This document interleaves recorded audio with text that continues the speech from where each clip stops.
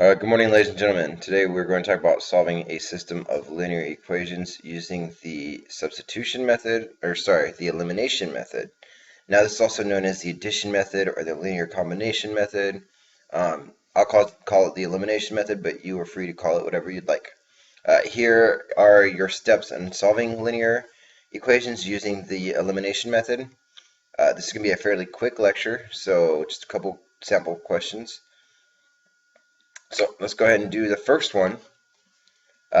Again, I still have the rules over here to follow as we go through. So first, place both equations in standard form. ax plus by equals c. First one's there. Second one's already there. Done. Determine which variable to eliminate with addition or subtraction. So the idea here is to get one of these numbers, oops, I shouldn't have touched, one of these with the variables to eliminate. So I have 5 and 3, adding or subtracting those won't eliminate those, but if I have 2 and negative 2, if I just add those straight across, 2 minus 2 is 0. 5y plus 3y is 8y. And then that is 16. So I get 8y equals 16. Divide both sides by 8, and I get y equals 2. Now I have to plug that in and choose another variable to solve for. So let's go ahead and choose the second one. So I have 5 times 2 minus 2x equals 10. So I have 10 minus 2x equals 10 minus 10.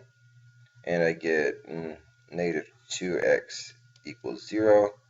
And so I get a lot of people, when they get to this point, they're like, oh, there's no solution. Well, negative 2 times what gives me 0? 0, right? If I times negative 2 times 0, I get 0. Also, if I divide both sides by negative 2, 0 divided by anything is 0. So I get x equals 0.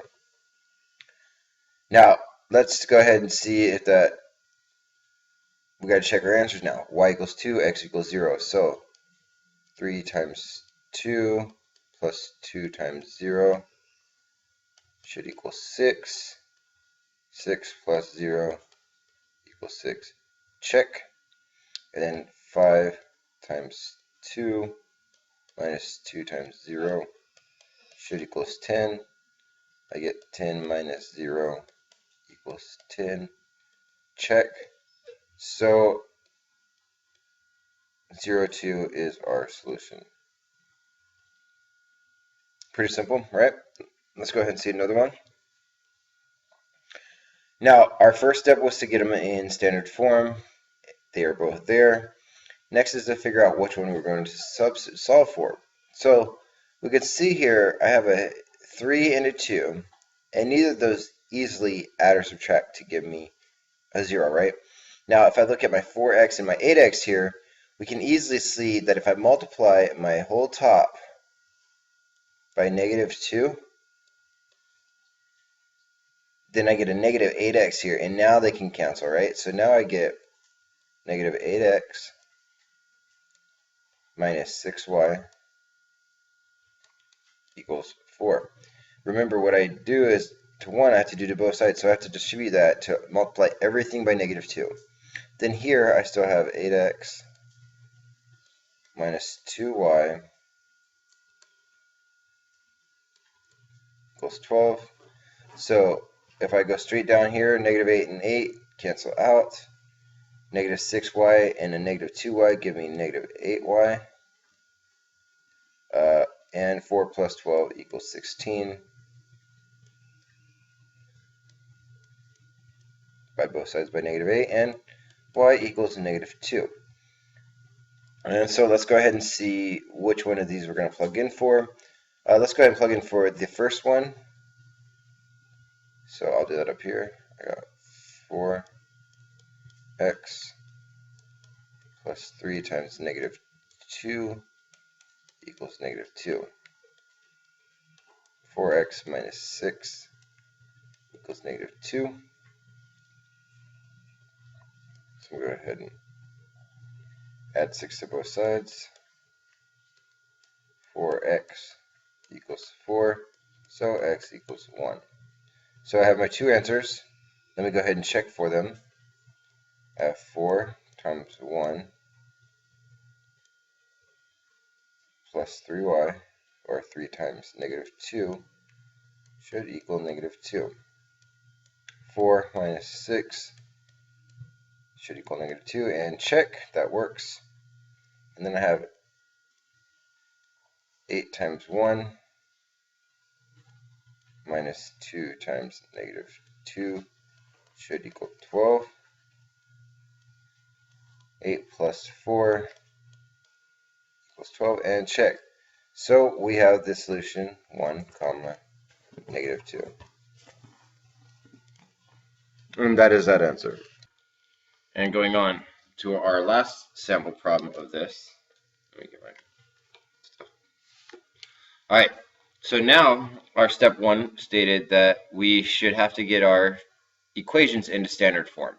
Now our first equation is in standard form, our second one not so much.